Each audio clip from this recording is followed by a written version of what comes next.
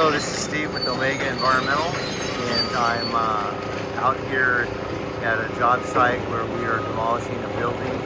As you can see, there's an excavator right there. Let me walk around. Kind of an exciting little job that we're doing. So I wanted to show this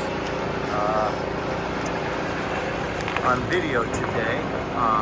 Basically, the plan is to knock this building down, and then all the material will be then hauled back here into these big dumpsters and then hauled off the site.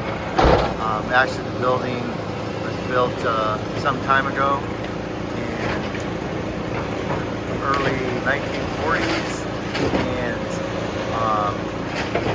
has been sitting here for some time, vacant, and so decided to knock this building down. There was hazardous materials in it. We took the hazardous materials out as part of the remediation process, and now we're knocking it down. So I just want to give you a little bit of an idea of what's going on. They're watering it, watering the building.